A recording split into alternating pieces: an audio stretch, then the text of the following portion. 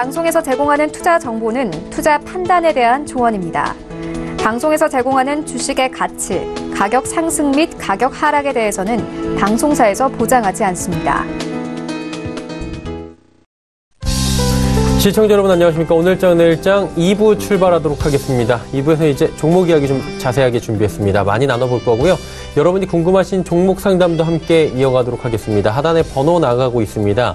100원의 정보 이용료 부과되는 샵 0082번을 통해서 궁금하신 종목이 있으시다면 지금 종목명, 가격 그리고 매수 비중을 적어서 보내주시길 바랍니다. 잠시 뒤에 두 분의 전문가와 함께 원활한 상담 받아보도록 하겠습니다. 자, 코스피부터 지수 잠깐 체크해보도록 하죠. 코스피가 상승폭이 더 축소가 됐습니다. 지금 1포인트 상승 정도고요. 0.05% 상승에 그치고 있습니다. 상승폭 굉장히 미미해졌는데 하루간의 흐름 정리하겠습니다. 장중에 2116포인트까지 중국장 열리기 전에 확 올라갔었는데 중국장 열리면서 밀려 내려왔고요. 2102포인트대까지 밀렸던 시장이 지금 어느 정도 회복을 하는 상황입니다. 2167포인트 지금 위아래로 움직이고 있는데 2100선은 그래도 지켜주네요. 수급 주체 확인해 보도록 하죠.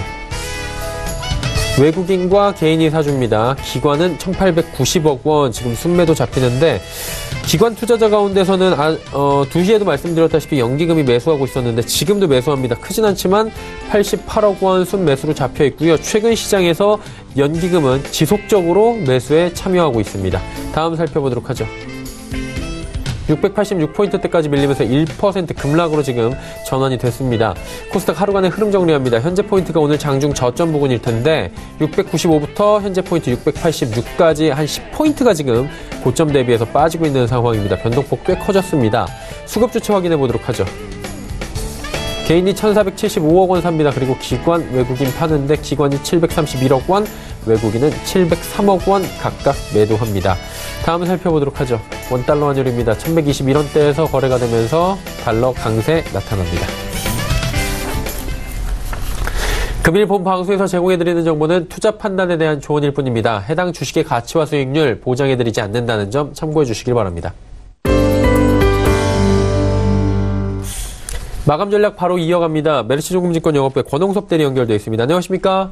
네, 안녕하십니까? 예, 오늘 시장 전강 후 약장세로 확연하게 지금 나타나고 있는 상황입니다. 시장 흐름 짚어주시고요. 마감 전략 함께 들어볼까요?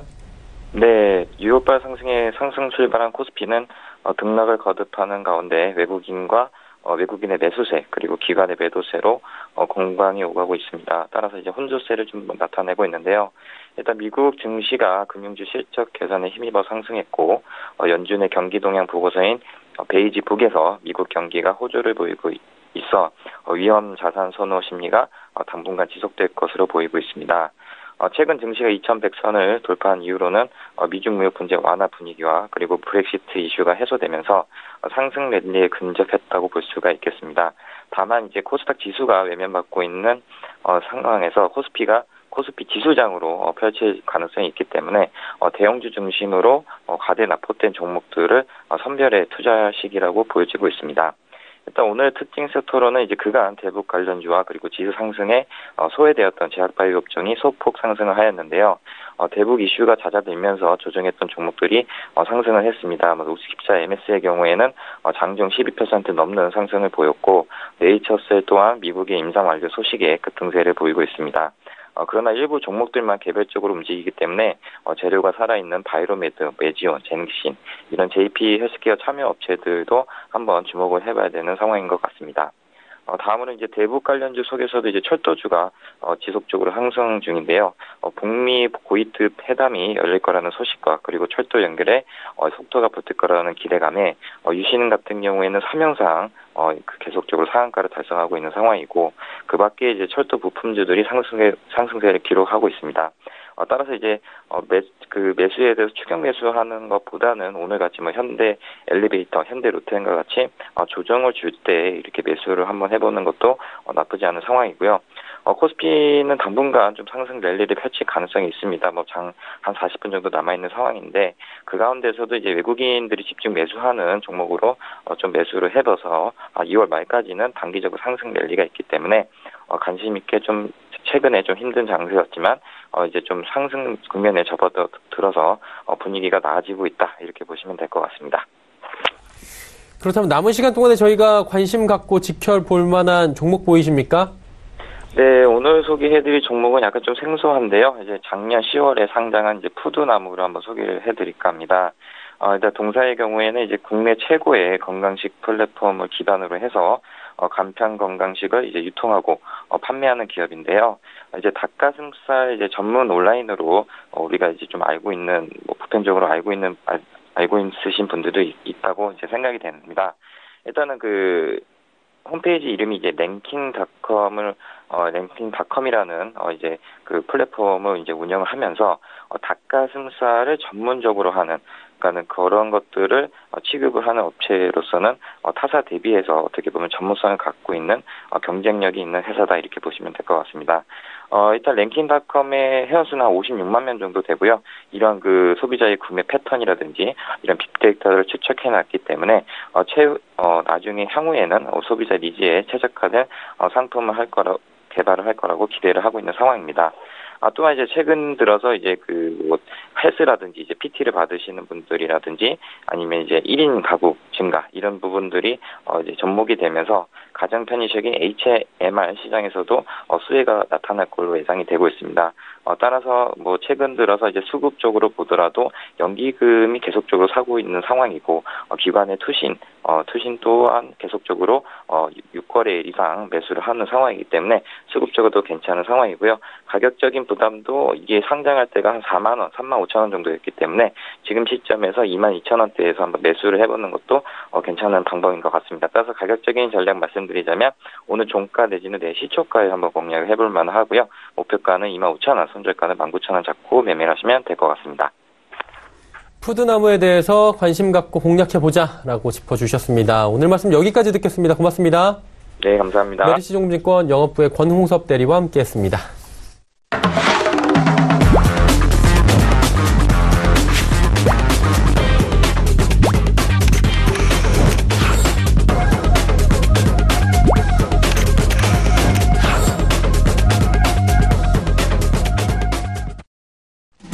오늘의 일장 2부 함께하고 계십니다. 레벨업 트레이딩 타임 시간 본격적으로 출발하겠습니다. 두 분의 전문가 바로 소개해드립니다. 벤자민 투자연구소의 신일섭 소장, 스톡프렌즈 이재규 수석 전문가입니다. 안녕하십니까?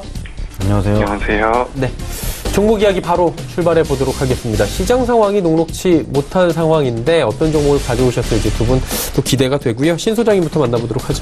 네, 조금씩 이제 또 점심을 먹고 났지만 출출한 시간이 다가오고 있습니다. 그래서 오늘 첫 번째 종목은 자이글.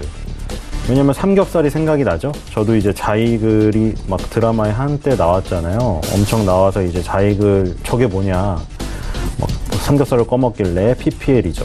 그래서 딱 자이글을 샀는데 엄청 뜨거운 거예요. 그래서 이제 삼겹살이 막 기름을 안 부어도 막 다 잘 타고 잘 익고 그러는데 그래서 맛있게 먹었죠. 근데 이제 너무 뜨겁더라고요, 저는. 그래서 이제 자이글이 이제 그걸로 알려졌는데 삼겹살 구이용 판 그걸로 이제 좀 떴다가 좀 열풍이 좀 식었죠. 그러다 보니 그 하나 가지고는 힘들잖아요. 여러 가지 품목을 팔아야 되는데 그거 하나의 매출이 떨어지고 인기가 식어버리거나 아니면은 이제 다른 회사에서 비슷한 제품을 내놓으면 바로 이제 단가 인하를 해서 경쟁을 해야 되니까 출혈 경쟁이 되는 거죠.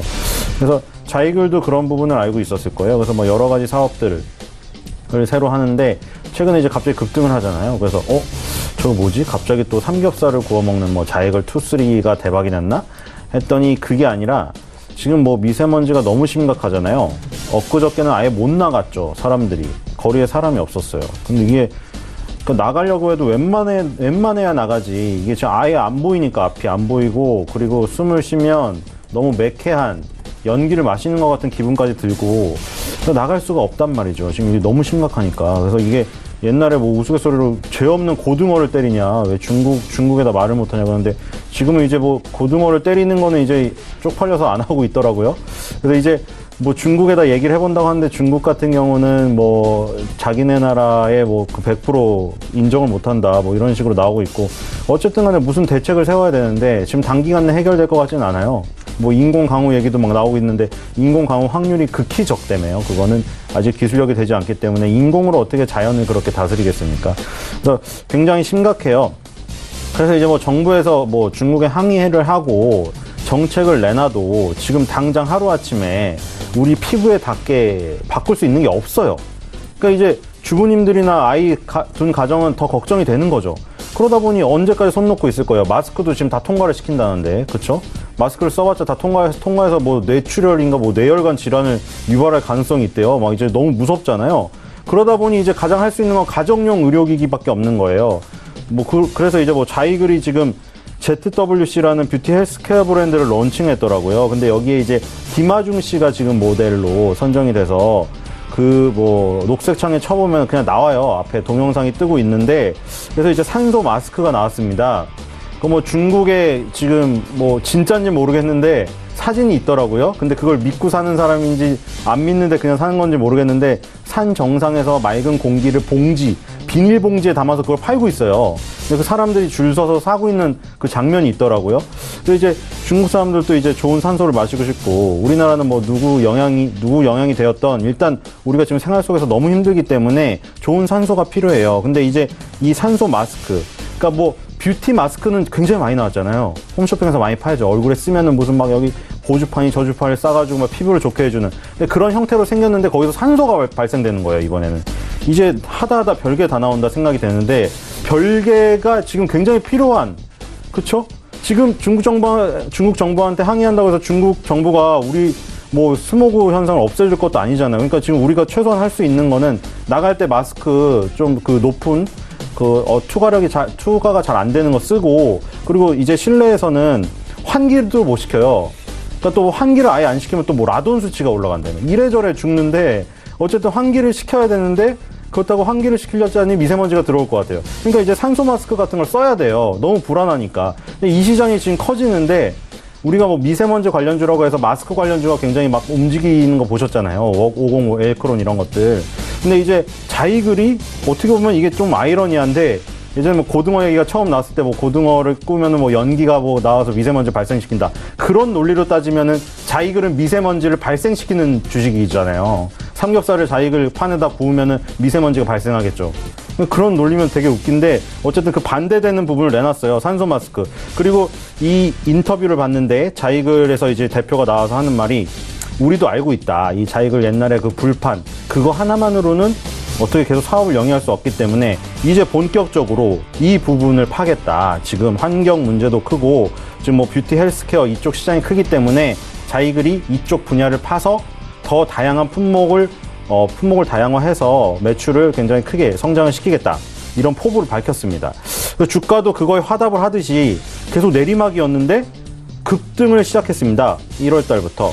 그래서 급등을 해서 지금 뭐 10,000원을 지금 일단 정복을 했어요. 그래서 10,000원대에 머물고 있는데 밑바닥에서 어느 정도 꽤 많이 상승을 했습니다. 5,300원에서 시작해서 10,000원을 갔어요. 단기적으로.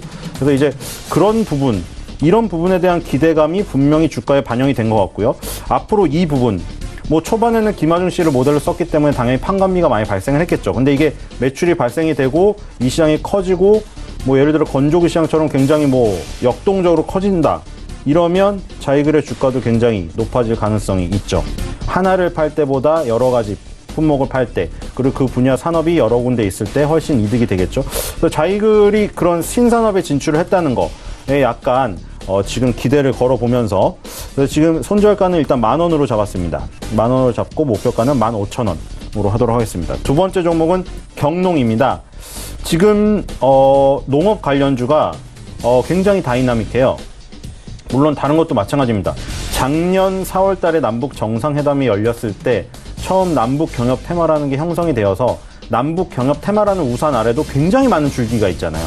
철도 관련주도 있고, 광산 관련주도 있고, 농업 관련주도 있고, 뭐 금강산 관련주도 있고, 개성공단 관련주도 있고, 너무 많아요. 하루에도 순환매가 막 돌면서 그 안에서도 대장주, 1등주, 2등주, 3등주 막 있고 너무 혼란스럽죠. 어떤 거를 손대야 될지 모르겠고, 사실 남북경협주 뭐 이걸 다 돈을 벌었다고 하는데 막상 내가 해보면은 막 올라가는 거 쫓아가다가 손실만 보고 굉장히 어려워요. 그쵸? 근데 이제 그 중에서 이제 농업 관련주가 요즘 또 뜨거운데, 왜냐면 지금 16일이죠. 오늘이 그 17일인가요? 어저께 국민과 함께하는 숲속의 한반도 만들기 심포지엄이 개최가 되었는데, 여기 이낙연 총리도 참석을 했습니다. 근데 이제 판문점 선언 1주년 기념으로 남북 공동 평화의 나무 심기 행사를 추진하겠다. 어제 이걸 밝혔습니다.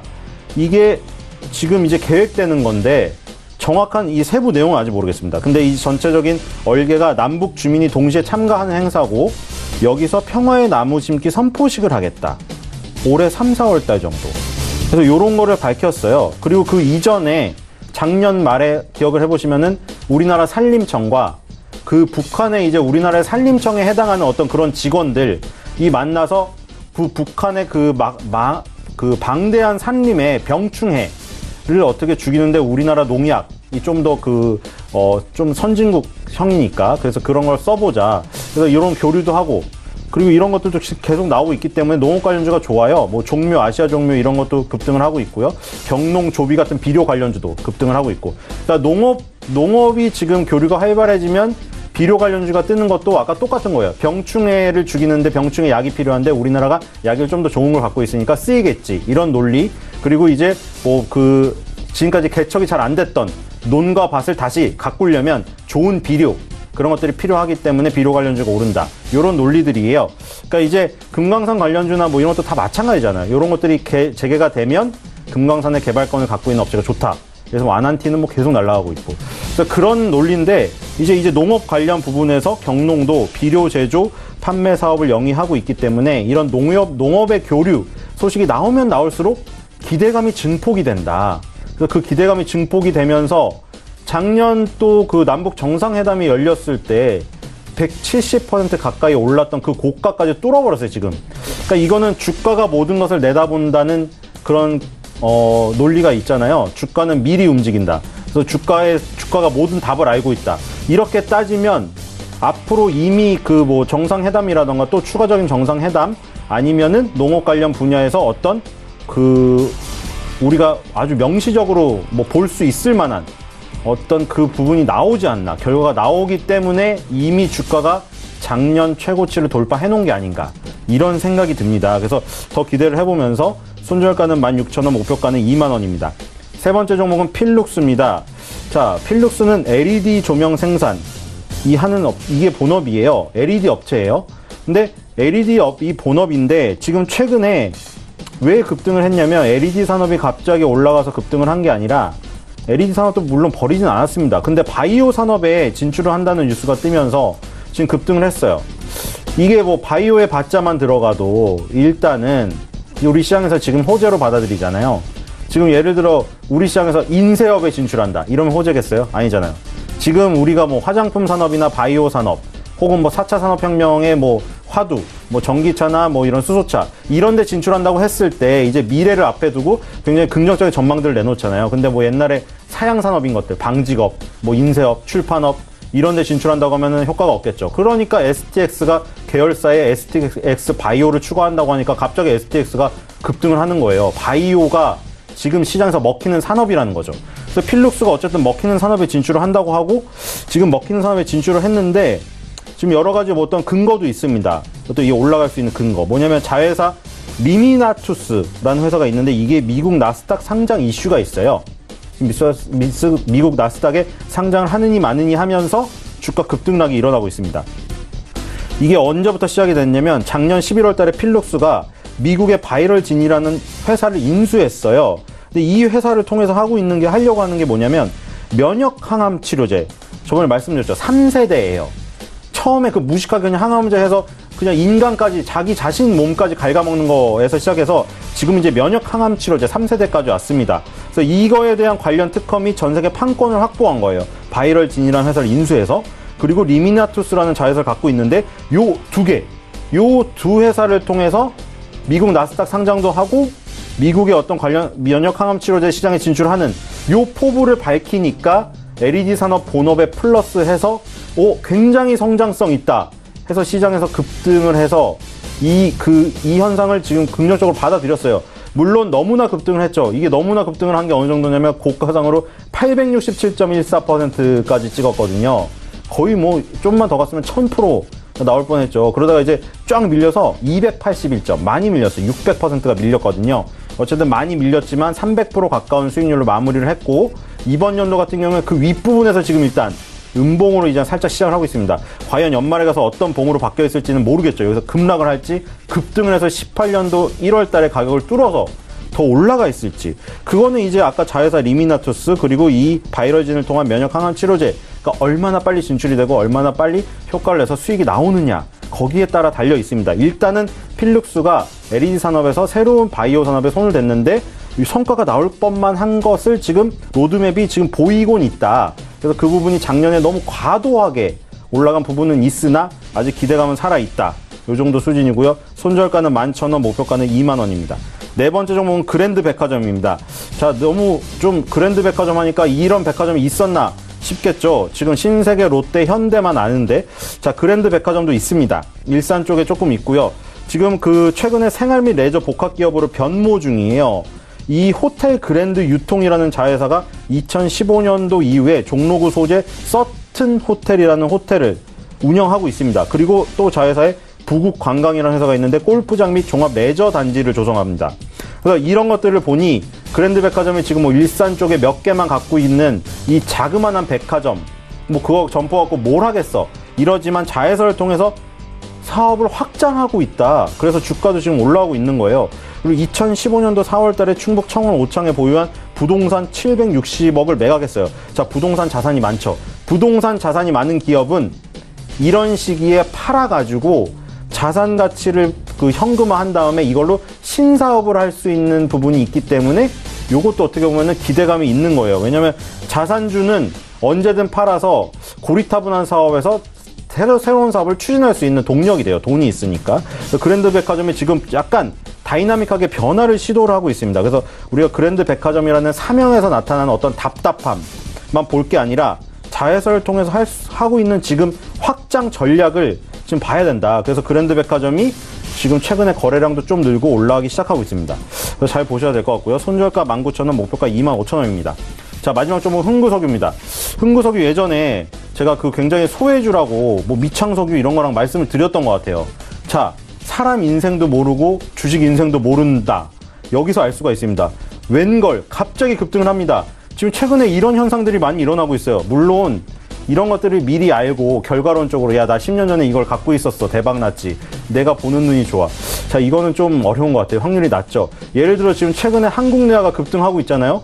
평소에 거래량도 없고 10년 동안 박스권에 있었는데 갑자기 남북 경협 관련 광산 해서 급등하고 있고 흥구석유도 마찬가지입니다. 거래량도 없었고 스포트라이트도 안 봤던 게 갑자기 급등을 하고 있어요. 대구 경북 지역 중심으로 석유를 유통하는 전문 업체고요. GS 칼텍스로부터 석유 매입해서 유통을 합니다. 근데 개성공단 입주기업 대상으로 여기서 갑자기 번뜩이죠? 개성공단의 계좌가 나오니까 2016년까지 LPG를 공급했다는 이력이 있다. 자, 이거 저번에 말씀드렸죠. 이게 재료가 터진 거예요, 지금. 그러니까 지금 보면 아난티라는 업체가 금강산 개발권을 갖고 있다고 해서 그냥 끝도 없이 가잖아요. 굉장히 높은 것 같았는데 아주 그냥 고점, 그냥 산 꼭대기인 것 같았는데 거기서 더 올라가니까 산 꼭대기라고 생각했던 게 밑바닥이었던 거예요. 그러니까 물론 이건 지나고 나서 보이겠지만 근데 그런 것들을 지금 다 찾고 있는 거예요. 거 뭐가 있었다. 옛날에 남북 경협 관련해서 뭐가 있었다. 여기 뭐 행사를 했었다. 사업을 했었다. 그런 것들이 지금 다 찾아지면서 정말 소외됐던 주식, 정말 호가 간격이 넓고 잘못하면 1년 동안 단일가 매매로 지정될 수도 있어요. 거래소에서. 거래량이 너무 없으면 너네 내년 1년 동안은 단일가 매매로 5분마다 밖에 거래가 안 돼. 너 그렇게 해야 돼. 왜냐면 호가 공백이 너무 넓으면 피해를 볼 수가 있거든요.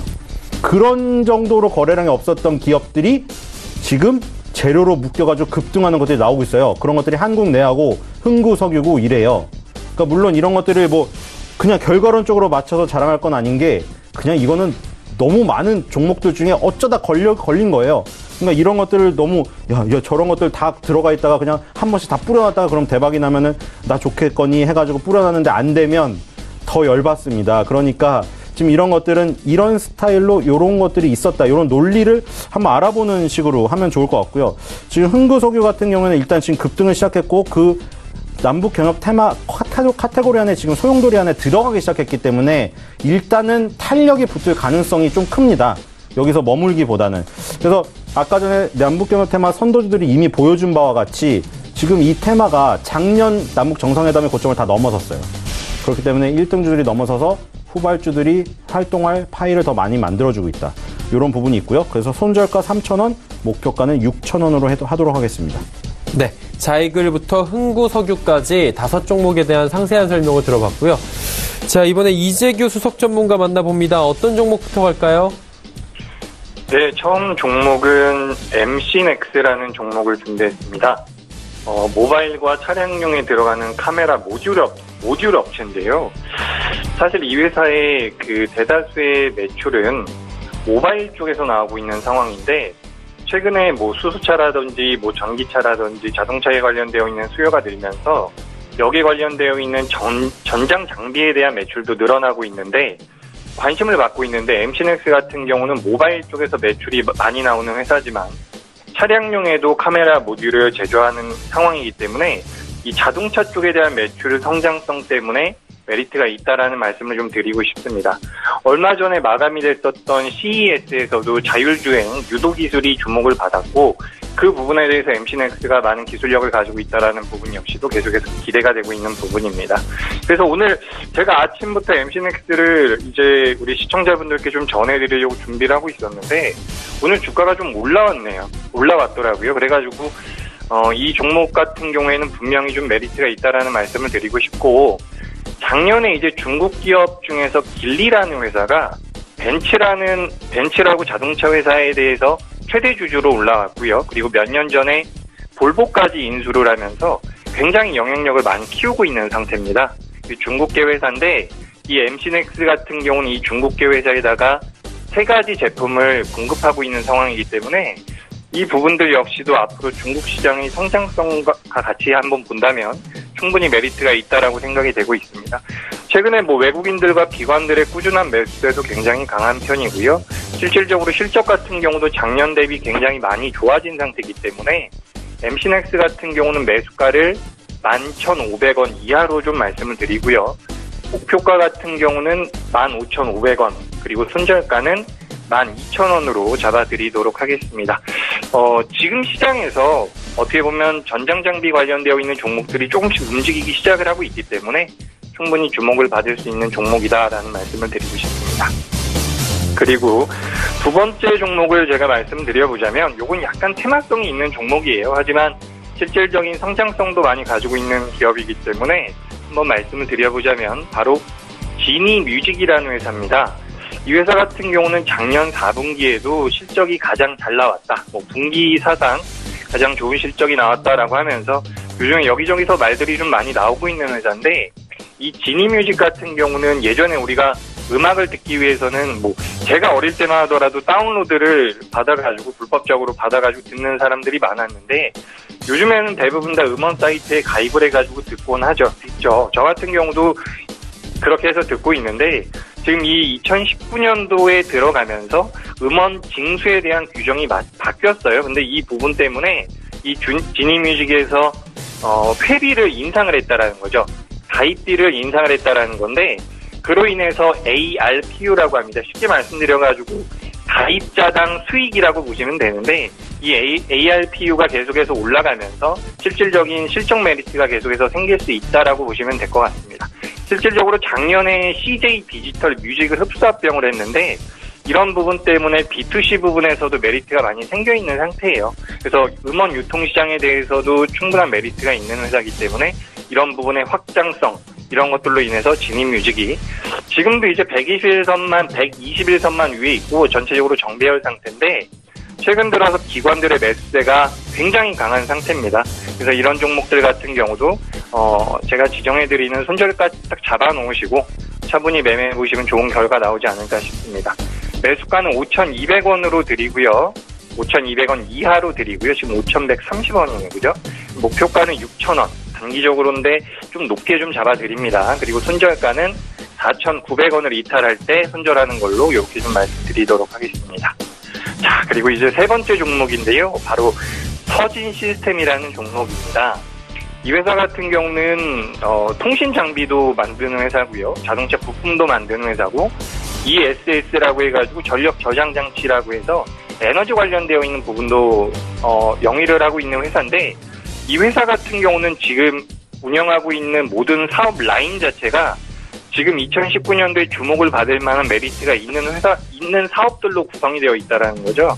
그래서 통신 장비 쪽에서는 5G에 관련되어 있는 부분이 가장 큰 메리트가 있고, 아까 전에 MC넥스 말씀드릴 때 말씀드렸던 것처럼 전장 장비에 관련되어 있는 부분들도 역시나 서진 시스템도 메리트가 좀 있을 수 있다라는 말씀을 드리고 싶고, 그리고 ESS 같은 부분도 앞으로 계속해서 전기차 같은 경우는 배터리가 중요한데 거기에 관련되어 있는 기술력이라고 보시면 될 것 같습니다. 이 서진 시스템 같은 경우는 제가 딱 한 가지 포인트를 좀 잡아드리자면, 처음에 말씀드렸던 그 5G 관련되어 있는 통신 장비 메리트가 있다라는 건데, 지금 이제 중국계 기업인 화웨이 같은 경우에 외국에서 이제 이 중국계 기업에 대한 보안 문제를 계속해서 문제로 삼으면서 이 5G 장비에 대한 중국계 기업들의 보안 문제로 인해서 매출이 떨어질 가능성이 있고, 4G에서 전 세계 시장 점유율을 4%, 5%밖에 가져가지 못했었던 삼성전자가 여기에 대한 반사이익을 받을 가능성이 있습니다. 근데 이 삼성전자가 반사이익을 받게 된다면 삼성전자의 벤더 업체인 서진 시스템 역시도 수혜를 받을 가능성이 높다라는 거죠. 지금 서진 시스템 같은 경우는 2018년도 9월달, 10월달쯤에 형성되어 있었던 직전 고점 부분까지 지금 올라온 상태인데, 차트만 보시면 조금 매수하기 어렵다라고 느끼실 수도 있지만, 지금 시장에서는 상승하는 종목이 조금 더 강한 모습을 보일 가능성이 있기 때문에 이 서진 시스템 같은 경우는 매수가를 19,000원 이하로 드리고요. 지금 19,000원이죠. 그리고 목표가는 22,000원. 직전 고점인 20,050원. 작년 8월 달에 만들어놨었던 자리인데, 이 자리를 돌파하게 된다면 전 충분히 더 갈 수 있다라고 보고 있기 때문에 목표가는 22,000원. 그리고 손절가는 17,500원으로 잡아드리도록 하겠습니다. 이렇게 세 종목을 말씀드렸고요. 그리고 이제 네 번째 종목을 말씀드릴 텐데, 요즘 최근 들어가지고 우리나라 시장에서 제약바이오주들이 굉장히 약한 모습을 보이고 있습니다.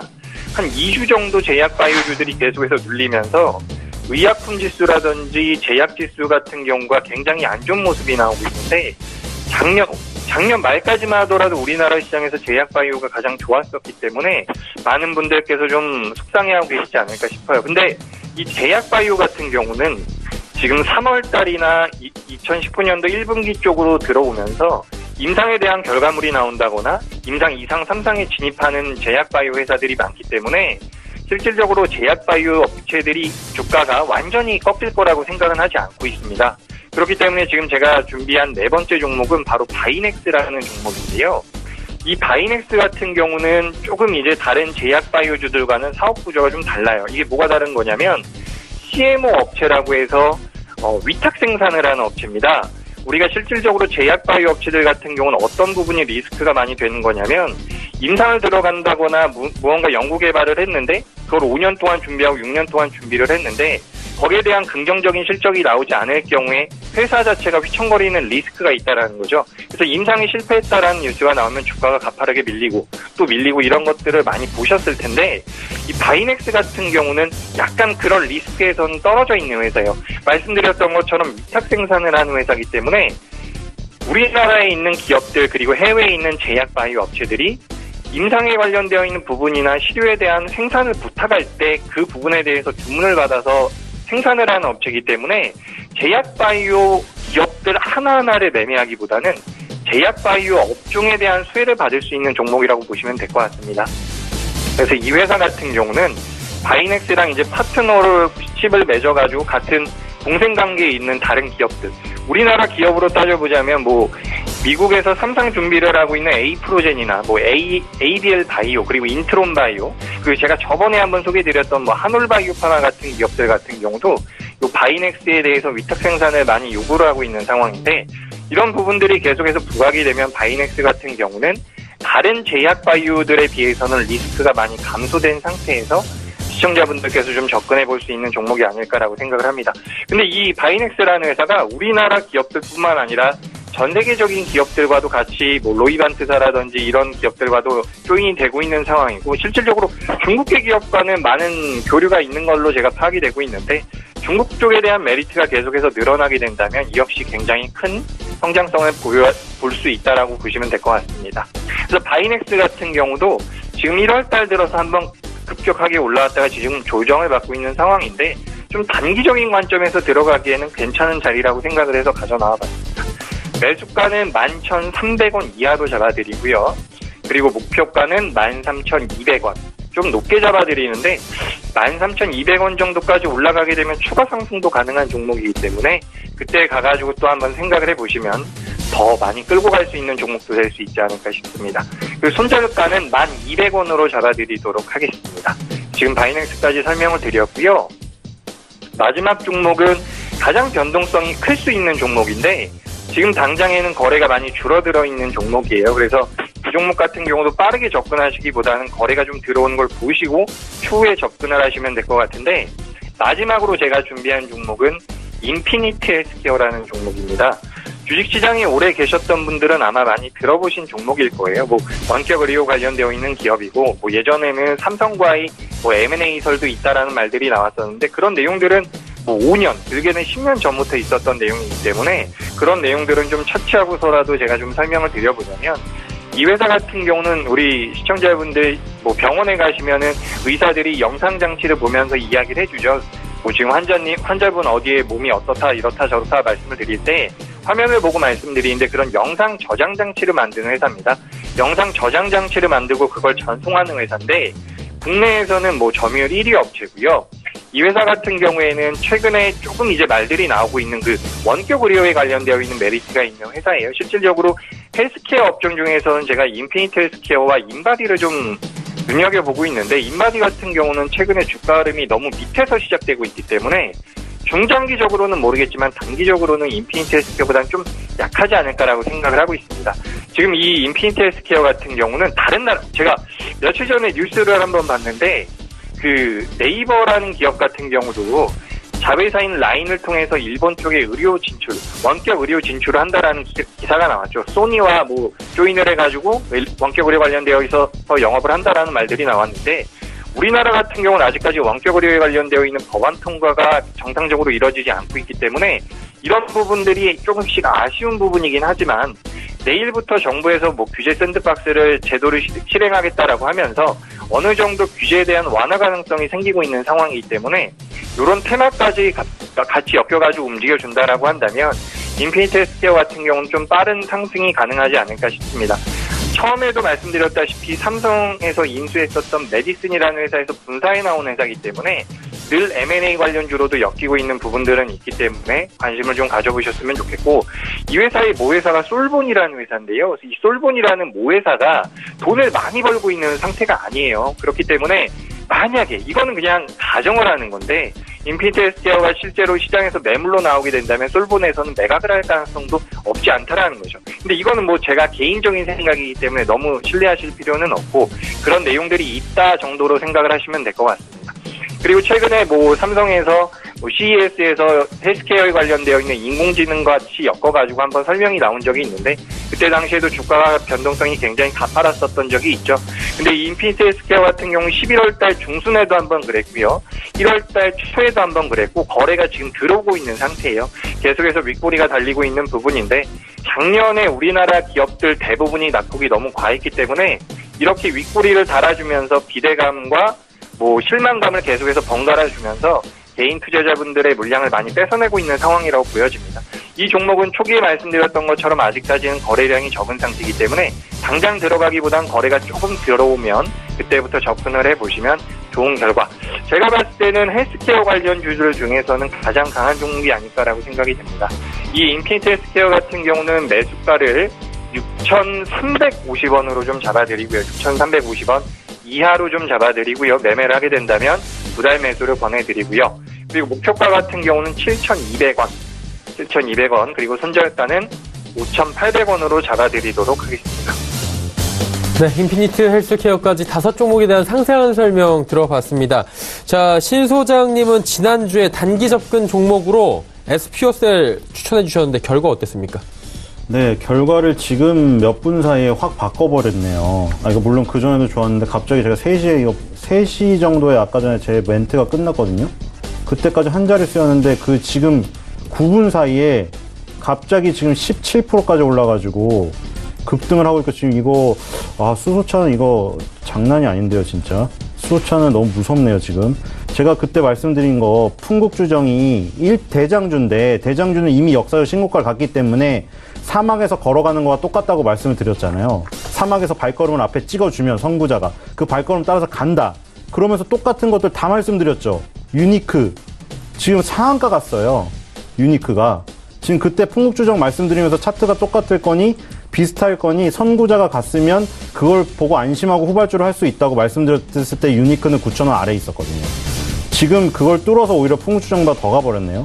그리고 SP월셀 따라서 급등하고 있고 수소 테마가 이게 시데이 테마가 될 가능성이 너무 높아요. 나중에 역사책에 기록될 이 정도 급이면 지금 거의 뭐 수소폭탄급이에요, 이거는. 그래서 지금 풍국주정, 유니크, 뭐 SP월셀, 뭐 다른 종목도 근데 수소 관련주 지금 너무나 강하기 때문에 이거 웬만해서 끝날 것 같지가 않습니다. 풍국주정이 제가 그때 말씀드린 게 경고 딱지를 붙이고도 간다. 근데 제가 보기에는 그 경고 딱지는 정말 뜨거워서 붙여주는 칭찬의 딱지일 가능성이 높다고 했는데 경고 딱지 붙었을 때도 갔고 경고 딱지 떨어지고서도 가고 계속 가고 있고 유니크 같은 후발주는 오늘 거의 상한가에 근접하면서 또 후발주 이렇게 순환매가 돌아버리면 풍국주정 대장주로 갔었죠. 유니크가 지금 대장주로 다시 등극했는데 그럼 풍국주정은 그 사이에 또 길을 모으고 있어요. 그럼 또 SP월셀에 한번 가고 이렇게 되면 계속 파이는 커지고 올라갈 수소 테마들은 종목이 더 저변이 확대되면서 이러면 더 덩치가 커져가지고 뭉쳐서 갈 수밖에 없고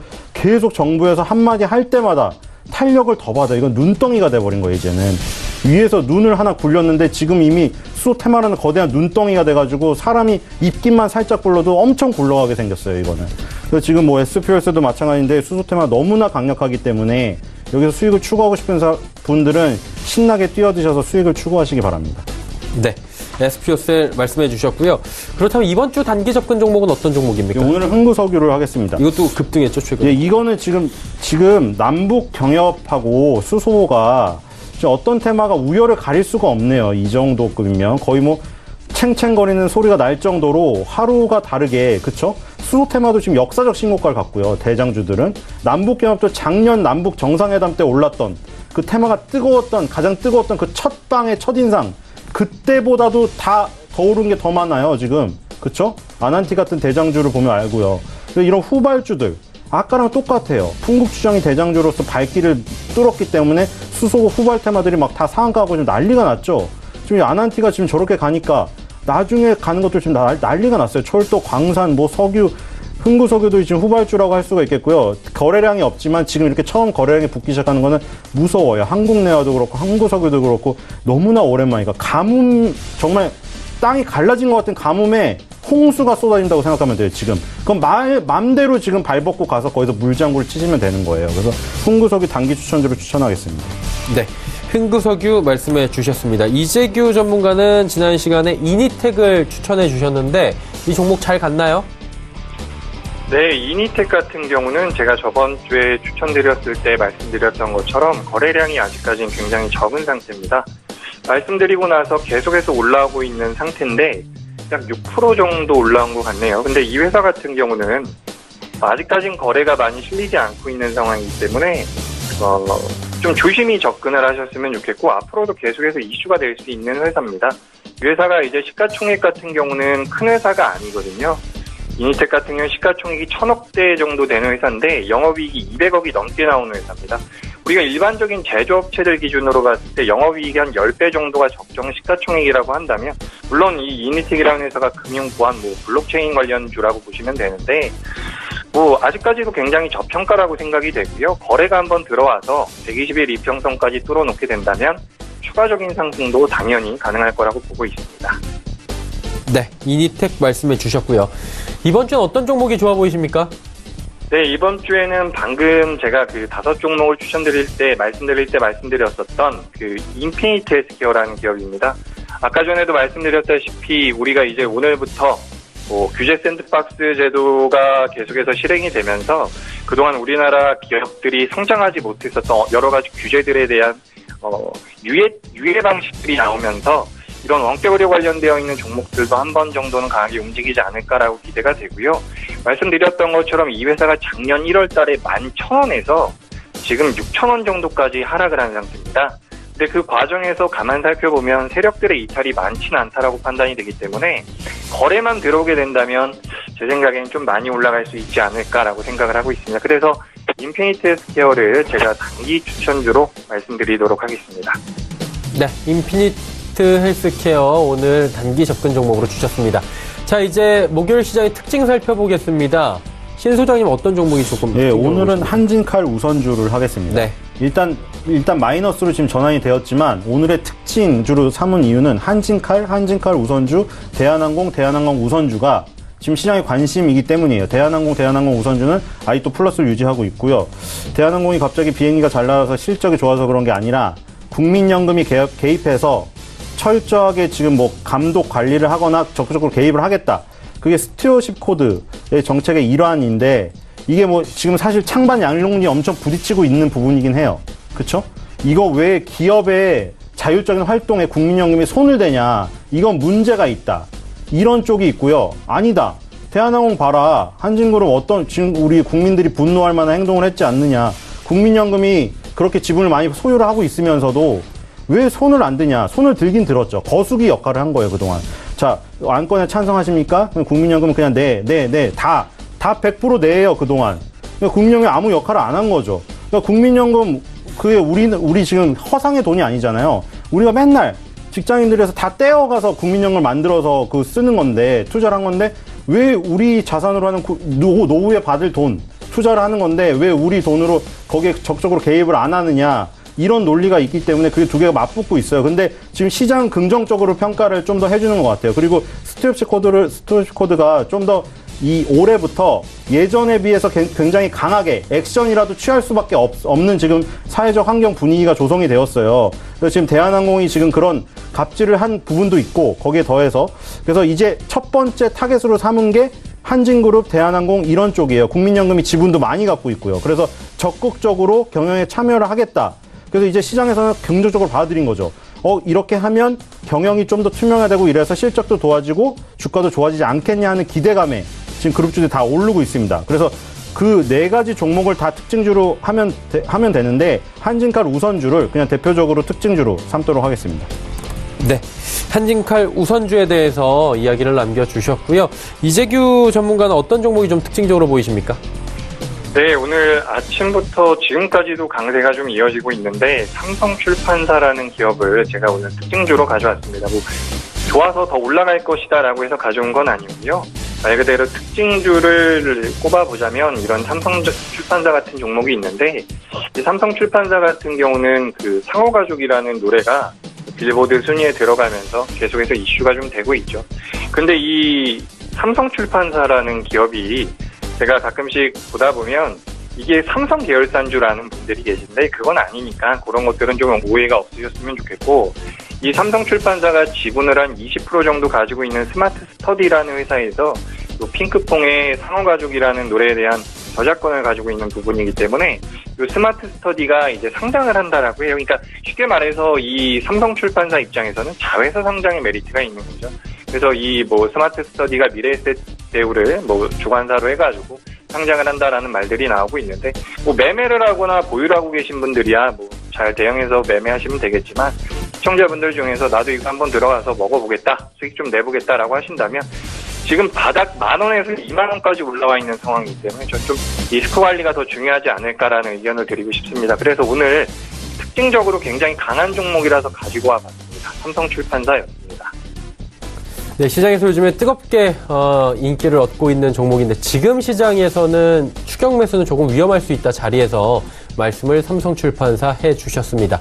종목 상담 이어가겠습니다. 100원의 정보 이용료 부과되는 샵 0082번을 통해서 문자들 와 있고요. 먼저 3660번님께서 PJ메탈 2265원 비중 40% 손절가 궁금하다 하셨는데 신 소장님 어떻습니까? 네, 손절가를 따지지 않고 지금 가져가시면 좋을 것 같아요. 자, 철강금속 업종 차트 저번에 보여드렸죠. 의약품 업종이 이제 오버슈팅을 해서 이격이 많이 벌어졌기 때문에 조정을 받아야 된다. 삼성바이오로직스, 셀트리온 주가 떨어질 거라고 했죠. 그리고 철강금속, 포스코 같은 게 격차를 좁힐 거라고. 20년 선에 지금 붙어 있거든요. 철강금속. 지금 20년 선에서 양봉 나오려고 하고 있죠. 자, 포스코는 앞으로 더 오를 겁니다. 지금 제 생각에는 바이오주들 제치고 올라갈 가능성이 있어요. 포스코가 돌아선다면 지금 여기서 이게 연봉인데요. 포스코가 만약 여기서 바닥을 만들면 연봉에서 두 번의 쌍바닥이 나오거든요. 이게 연봉에서 그럼 엄청나게 거대하게 돌아서는 거예요. 철강업종 같은 경우는 아주 느리게 돌아서기 때문에 포스코가 지금 돌아설 가능성이 있어요. 크게 현대자동차에서 현대자동차 엔진이 수소차든 전기차든 판은 포스코에서 강판을 써야 되잖아요. 그쵸? 엔진이 가솔린에서 전기로 바뀐다고 해서 껍데기가 플라스틱이나 나무차가 되는 건 아니잖아요. 그러니까 현대자동차가 전기차든 수소차든 현대자동차가 살아나면 포스코가 살아나요. LG화학도 살아나고 PJ메탈 같은 경우에는 포스코에 연관되어 있는 알루미늄 업체이기 때문에 이것도 큰 바닥을 돌리고 있는 과정이라고 지금 생각이 됩니다. 그래서 지금은 최저점에 매수하신 걸로 저는 생각이 돼요. 그래서 이거는 지금 강력하게 물론 아까 말한 무슨 테마주가 지금 너무 눈에 들어올 거예요. 옆에서 상한가를 가고 있는데. 근데 뭐 그런 거에서 이거를 포기하고 쫓아가서 수익을 낼 확률은 굉장히 적습니다. 고수가 아닌 이상. 그래서 지금 이걸 보유한 이상 저는 PJ메탈 40%를 계속 들고 가셨으면 좋겠어요. 그러니까 너무 막연하다고 하면 저는 일단 기본적으로 포스코 40만 원 갈 때까지 PJ메탈은 보유를 하셔라 이렇게 말씀드리겠습니다. 좀 길게 볼 수도 있겠다라고 말씀해 주셨고요. 다음 종목은 3101번님께서 명문제약 7,000원에 이번에도 비중은 40%. 전략 궁금하다 하셨는데 이재규 전문가님 어떻습니까? 네, 명문제약 잠깐 보도록 하겠습니다. 명문제약 같은 경우는 제약바이오 업종이죠. 최근에 제약바이오 업종이 굉장히 안 좋아요. 지금 실질적으로 코스피나 코스닥 지수에 비해서 의약품 지수나 제약 업종 지수가 굉장히 안 좋은 모습이기 때문에 당장에는 돌아서기가 좀 어렵다라고 보고 있는데 이 회사 같은 경우에는 일단 업종에 대한 영향이 더 컸기 때문에 업종이 돌아선다면 그래도 어느 정도의 반등은 가능할 거라고 생각을 하고 있습니다. 근데 이게 제가 좀 말씀을 드리고 싶은 게 지금 보니까 비중이 40%가 들어왔더라고요. 비중이 40%라는 게 좀 부담이 돼요. 비중만 좀 줄여나간다라고 한다면 저는 그래도 반등의 가능성이 조금 더 높다라고 보고 있어요. 왜냐하면 말씀드렸던 것처럼 제약바이오 업종 자체가 많이 하락을 하는 상태이기 때문에 지금 약 2주 정도 조정을 받고 있는 거거든요. 작년 말부터 계속해서 조정을 받고 있는데 지금부터 그래도 하락분의 절반 정도는 충분히 만회를 할 수 있지 않을까라고 생각이 됩니다. 손절가는 제가 5,150원을 잡아드릴 텐데 이 5,150원을 이탈하게 되면 비중을 줄여주시는 걸로 이렇게 좀 말씀을 드리고 싶고 목표가 같은 경우는 지금 매수가가 7,000원대이신데 목표가는 그렇게 7,000원까지 한 번에 높여 잡아드리면 좀 어려울 것 같고 왜냐하면 지금부터 30%가 올라가야지 매수가 정도까지 올라오는 거기 때문에 일단 단기적인 목표가는 제가 5,900원 정도로 잡아드리도록 하겠습니다. 근데 이 제약바이오주들 같은 경우는 아무래도 움직이기 시작하면 또 탄력적으로 움직일 수 있는 부분이고 우리나라 전체 시장에서 IT 장비주들과 제약바이오주들이 아무래도 양대 산맥으로 강하게 움직이고 있는 상태이기 때문에 지금 당장은 아니지만 이 두 업종들이 약하게 된다면 우리나라 지수 자체가 약할 가능성이 높아요. 그렇다면 다른 종목을 매매하시기도 어려울 수가 있기 때문에 저는 일단 반등에 조금 더 무게를 두고 대신 그 반등이 나왔을 때 추가적인 반등이나 추가적인 제약바이오 업종의 상승은 그때 가봐야지 좀 알 수 있을 것 같습니다. 그래서 손절가는 5,150원 그리고 목표가는 5,900원으로 잡아드리도록 하겠습니다. 명문제약에 대해서 전략을 주셨습니다. 다음 종목도 빠르게 이어갑니다. 0195번님께서 위메이드 28,600원에 비중 30% 진단 부탁드립니다 하셨는데 어떻습니까? 네, 위메이드 좋습니다. 위메이드 갖고 계세요. 자, 왜냐하면 바이오, 엔터테인먼트, 게임 자, 이런 게 코스닥을 이끄는 주식들이잖아요. 업종들이잖아요. 셀트리온이 물론 거래소로 이전을 한 다음에 거래소에서도 한몫을 하는 큰 아이로 컸지만 이제 결국 뭐 바이오가 완전 떠난 건 아니에요. 그래도 코스닥의 대부분 바이오가 아직 포진해 있고 엔터테인먼트는 뭐 지금 시총 1조 자리에 올라섰죠. 지금 JYP, SM 그리고 YG 서로 이제 1조가 올라섰거나 1조가 올라서려고 하고 있어요. 그래서 이제 엔터테인먼트 산업도 어느 정도 등치를 키운 다음에 본격적으로 더 성장해져가는 구조고 자 그렇다면 게임 돌아옵니다. 분명히 제가 말씀을 드렸는데 초등학생들 남학생들한테 뭐 하냐고 물어보면 PC방 가서 무조건 게임하고 여자들 뭐 하냐고 그러면 BTS, 엑소 쫓아다녀요. BTS, 엑소 쫓아다니니까 엔터테인먼트는 좋은 거고 남학생들 게임하는 거 돌아옵니다. 지금 게임 업종 지금 안 와서 그렇지. 이게 왜 안 오냐면 바이오라던가 엔터가 워낙 강해서 그 기압이 워낙 강해서 얘네가 쫄려 있는 것도 있었고 그리고 중국에서 파노라고 사드 보복으로 화장품이 안 좋았잖아요. 지금도 아직 그 회복은 못했지만 게임에서는 파노라고 그 게임을 허가를 안 해주기 때문에 그 표지를 안 줘요.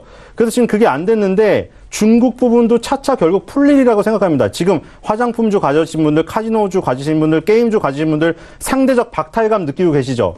결국 돌아옵니다. 우리가 복고가 돌아오고 다시 뭐 미래에도 또 복고가 다시 미래가 되고 이러잖아요. 의류도 보면. 똑같아요. 게임은 결국 돌아와요. 지금 게임 안 좋다고 뭐 컴투스, 이메이드, 펄어비스 이런 것들 가지고 계신 분들 우리나라 대표하는 게임 업종의 대표주들입니다. 절대적으로 가지고 가시면 반드시 게임 업종 다시 돌아오니까요. 걱정하지 마세요. 네, 게임 업종 조금 더 가져가도 될 것 같다. 자, 다음 종목은 1882번이면 한국가스공사 51,150원의 비중은 15%. 전망이 궁금하다 하셨는데 이재규 전문가님 어떻습니까? 네, 한국가스공사 최근에 시장 흐름과는 좀 시장 흐름과 잘 맞아가고 있는 종목인데 이런 회사 같은 경우는 좀 긴 호흡으로 보신다면 저는 당연히 홀딩의 의견을 드립니다. 지금 매수가 대비해서 수익이 나고 있는 자리이기 때문에 계속해서 좀 우상향을 할 수 있는 모습들을 확인할 수 있을 것 같은데 53,000원대를 빠르게 이탈하지 않는다라고 한다면 저는 57,000원 이상도 가능할 거라고 보고 있습니다.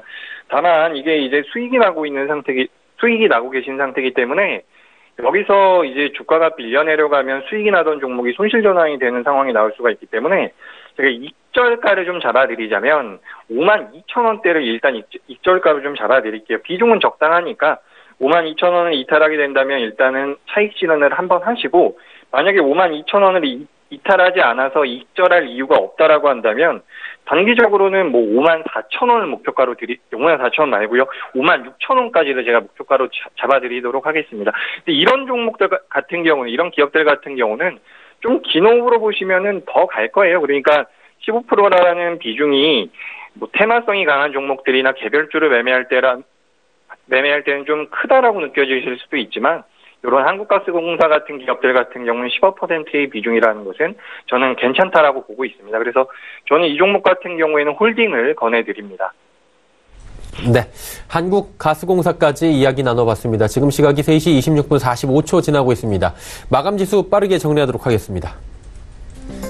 코스피가 2107포인트대입니다. 일단은 강보합권 빨간불은 유지를 해주고요. 2100선도 잘 지켜줍니다. 하지만 지수의 상승폭이 굉장히 적은데요. 하루간의 흐름 정리하도록 하겠습니다. 2116포인트대까지 장 초반에 올라가면서 분위기 좋았는데 이후에 급락했습니다. 2102포인트 하락 전환을 잠시 했고 바로 다시 회복을 2100선 위에서 움직이면서 빨간불로 전환은 했습니다. 하지만 상승폭을 더 키워가진 못하고 있는 상황이고 오늘은 2107포인트 선에서 마감 예상이 현재 되고 있습니다. 수급 주체 확인해 보도록 하죠. 개인도 매수 물량이 많이 줄었네요. 85억 원대까지 줄었고요. 외국인은 1635억 원 매수 물량 오히려 늘었습니다. 기관 매도 물량 오히려 늘었는데 1631억 원. 금융투자 투신 쪽에서 주로 나오고요. 연기금이 장 후반에 또 삽니다. 518억 원대까지. 한 1시간 동안에 500억 원 정도를 지금 쇼핑을 하고 있는 상황이고 연기금이 주로 들어오는 종목들 보셔야 된다라는 시장의 최근의 코멘트들이 지속적으로 나오는 이유입니다. 매수 물량이 꽤 많네요. 다음 살펴보도록 하죠. 삼성전자가 42,000원대까지 오늘 터치를 했는데 현재는 41,900원대에서 움직입니다. 1.09% 상승. SK하이닉스는 65,000원 계속해서 유지가 되고요. 현대차는 13만원에서 조금 이탈이 됐네요. 129,000원, 500원 상승 정도 마감 예상되고 삼성바이오로직스는 낙폭이 더 커져서 39만원 이탈됐습니다. 386,000원, 3.26% 빠지면서 마감 예상됩니다. 다음 살펴보도록 하죠. LG화학, 셀트리온, 포스코 일단 경기 민감주들 LG화학, 포스코도 결국에 하락 반전을 했고요. 네이버와 한국전력만 상승인데 네이버도 상승폭이 2%대로 줄어들었습니다. 자, 이번엔 코스닥입니다. 686포인트대 낙폭이 1% 가깝습니다. 전 시간대와 크게 다르지 않고요. 6포인트가 넘게 빠지고 있는데 하루간의 흐름 정리합니다. 코스닥도 695까지 장중에 찍으면서 분위기가 나쁘지 않았습니다. 하지만 이후에 고점 찍고 빠지기 시작해서 정오 이후부터 급격하게 690선까지 무너졌습니다. 686.35 오늘 장중 저점이고요. 현재 포인트도 장중 저점 부근에서 형성이 되고 있습니다. 수급 주체 만나보도록 하죠. 개인만 삽니다. 개인이 1602억 원 많이 사네요. 기관 외국인 파는데 기관은 790억 원, 외국인은 786억 원 팝니다. 기관 투자자 연기금 사고 있었는데 장 후반에 오히려 코스닥에서는 85억 원 매도로 기관 전환했습니다. 다음 살펴보도록 하죠.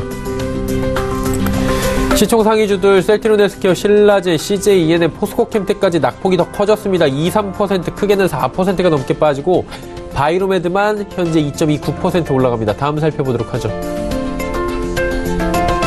코오롱 티슈진 제외하면 전 종목 빠지고요. 낙폭도 꽤 큽니다.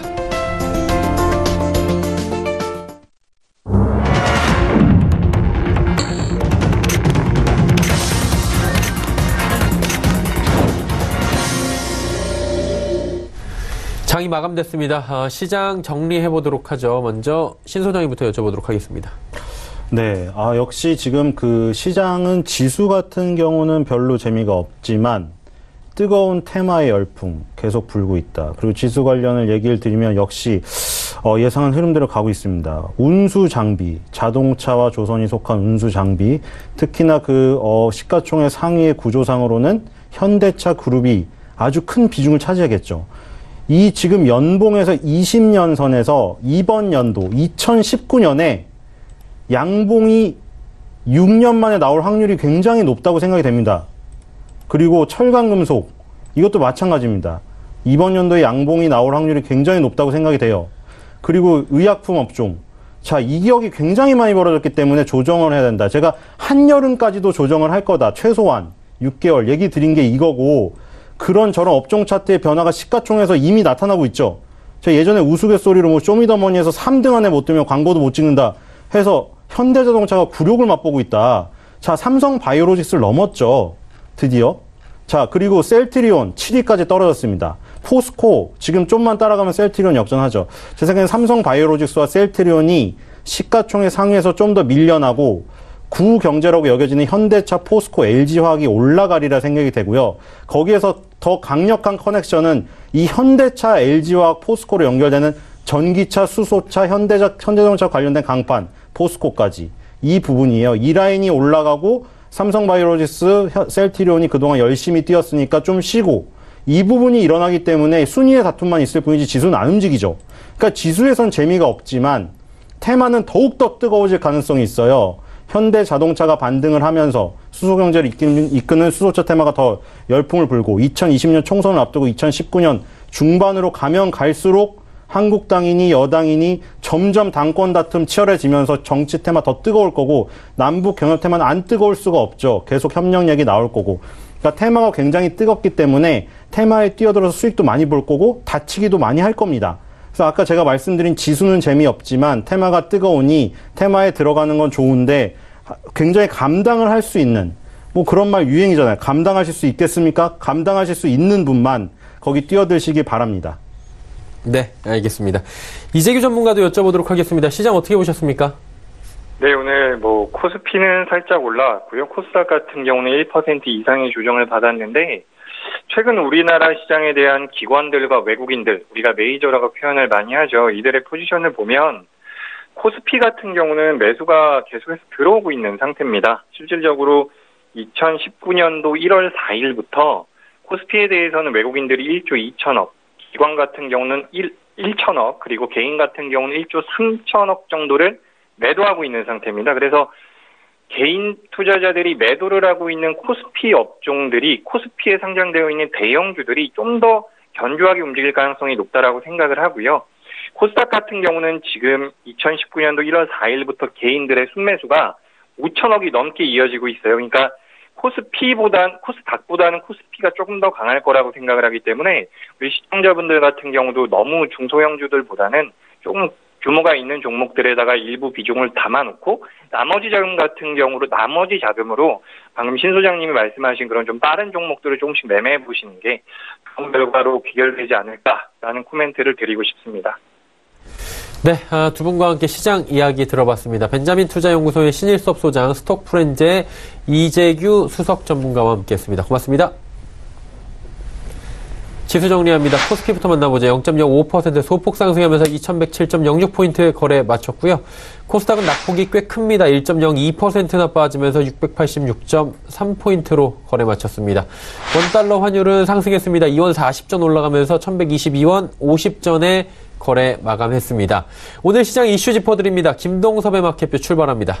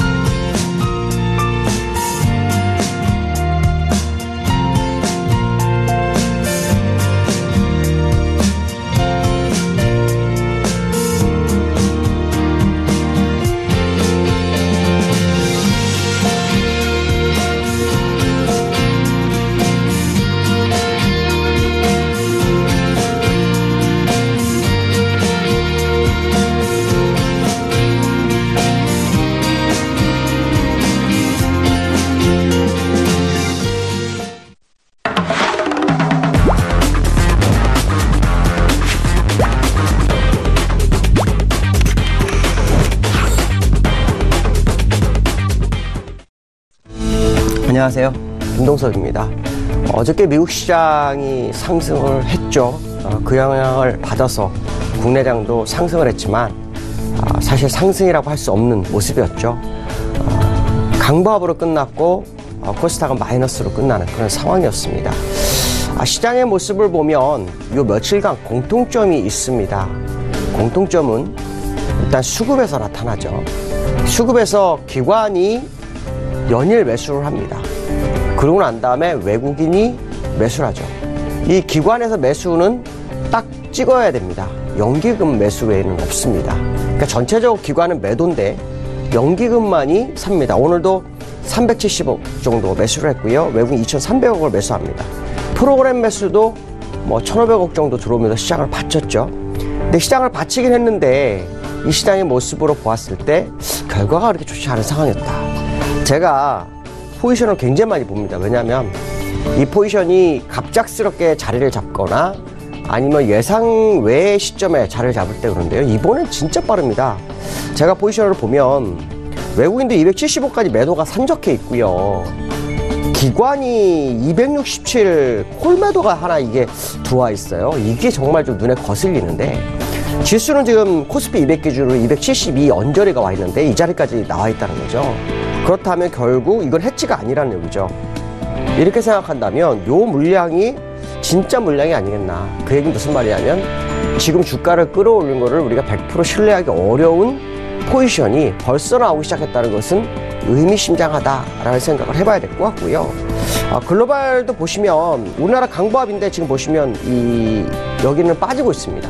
홍콩 또 여기 보면 항생 그 다음에 상해 이런 거 빠지고 일본도 좀 빠졌죠.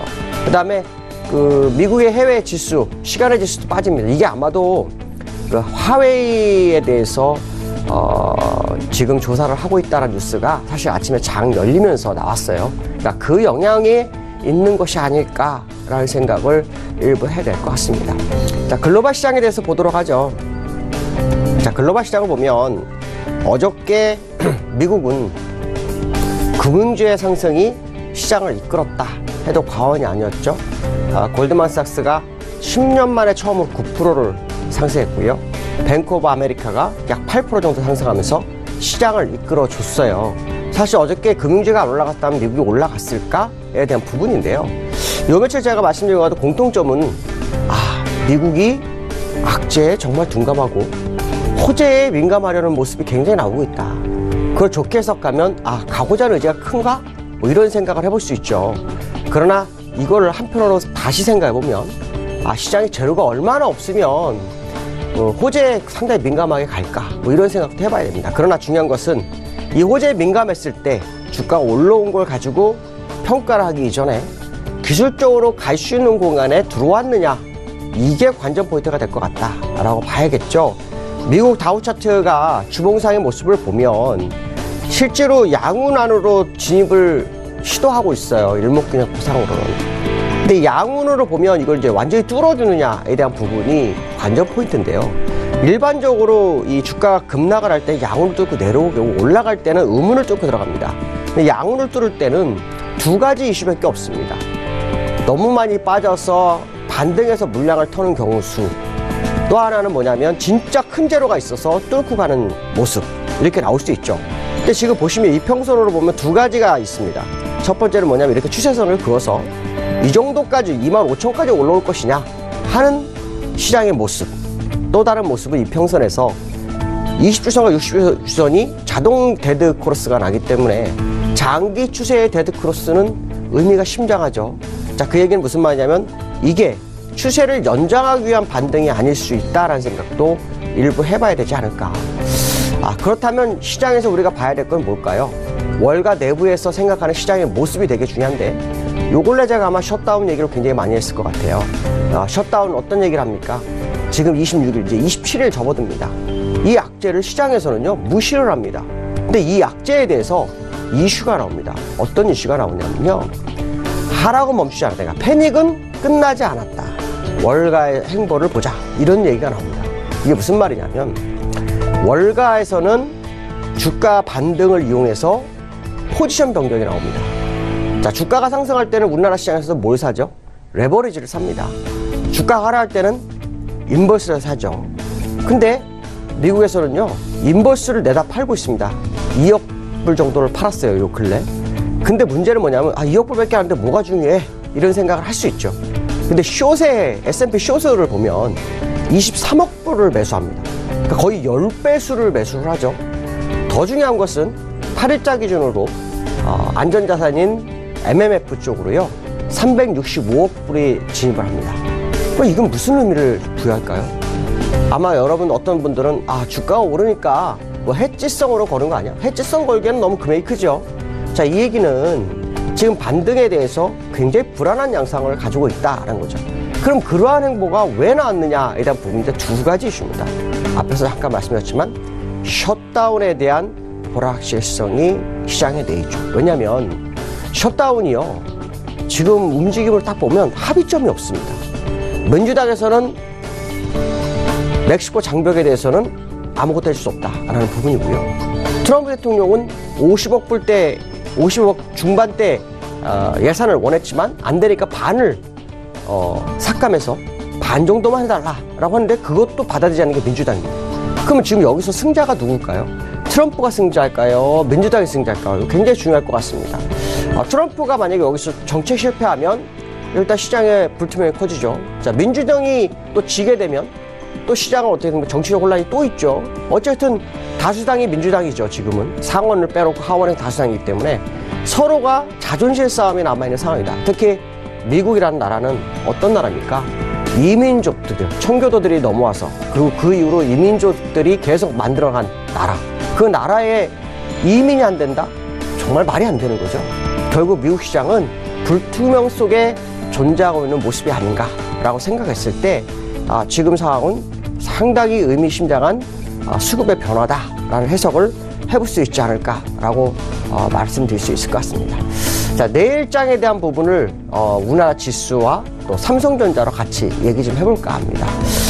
우리나라 지수가 지금 어떻죠? 2100 안착을 시도하고 있습니다. 2100 안착을 시도하니까 시장에서는 상당히 긍정적인 부분이 여러 가지 나오죠. 외국인 수급이 계속 들어오고 있고요. 또 기관들의 부실 언덕 하면 연기금이죠. 연금이 강력한 매습을 하면서 시장을 받쳐주고 있어요. 일목균형표상으로도 60일선을 너무 쉽게 넘어왔고 의문 안으로 진입을 하고 있어요. 그러니까 시장에서는 어떤 생각을 하냐면 2200까지 가는 거 아니냐 라는 생각을 합니다. 실제로 지금 올라오는 각도를 보면 가능성을 열어둔 건 사실이죠. 그러나 실제로 2200이라는 숫자가 나오기까지 험난한 과정이 하나가 남았죠. 그 자리가 바로 2135 정도가 됩니다. 이 자리는 이 쌍바닥의 중간값입니다. 그러니까 무슨 말이냐면 쌍바닥을 완벽하게 만들어내려면 이렇게 W자로 올라갈 때 이 자리를 돌파가 돼야 되죠. 돌파가 안 되면 사실은 W자가 나올 수가 없습니다. 그러니까 사실은 그 전까지 올라온 모습이 상당히 중요하죠. 자, 근데 우리가 여기서 간과하지 말아야 될 것은 그러면 이 장은 누가 끌어올렸느냐, 이게 관전 포인트가 되죠. 아시겠지만 이 장을 끌어올린 종목이 있습니다.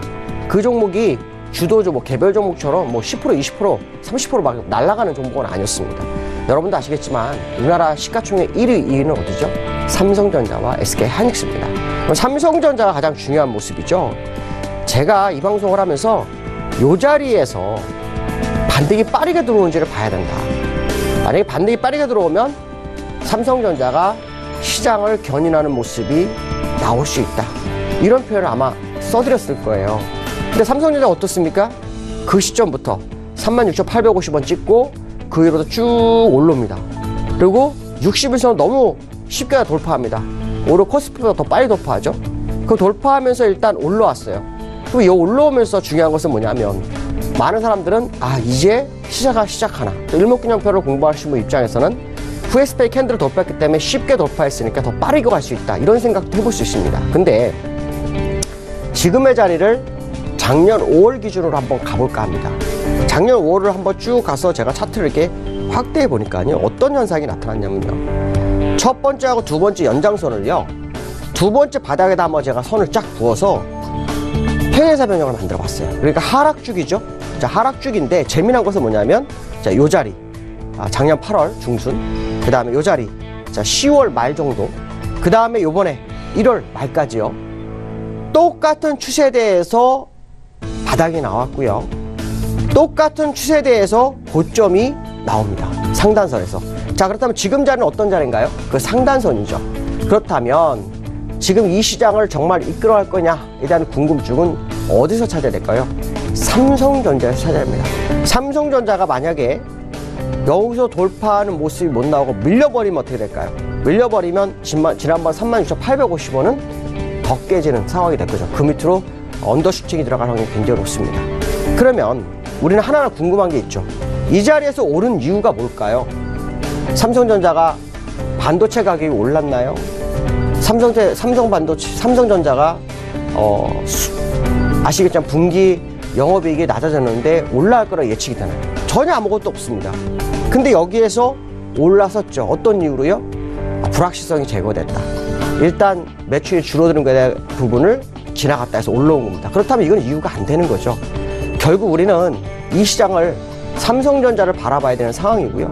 만약에 삼성전자가 물량을 털고해서 끌어올린 거라면 3, 4일 안에 밑으로 떨어지겠죠. 만약 떨어지는 상황이 나왔을 때는 이 시장은 또 한 번 괴로움을 당할 수 있는 자리가 될 수 있다. 그렇기 때문에 삼성전자의 흐름이 이제 앞으로 한 주간 아주 중요할 것 같다라는 생각하시면서 시장 접근을 해야 될 것 같고요.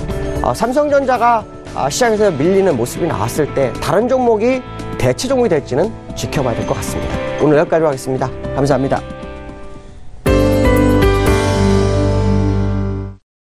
김동섭의 마켓뷰 함께 하셨습니다. 금일본 방송에서 제공해드린 정보는 투자 판단에 대한 조언이었습니다. 해당 주식의 가치와 또 수익률을 보장해드리지 않는다는 점 참고해 주시길 바랍니다.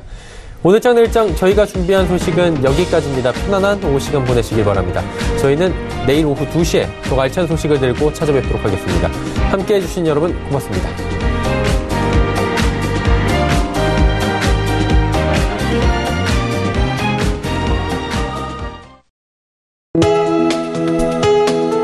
본 방송에서 제공하는 투자 정보는 투자 판단에 대한 조언입니다.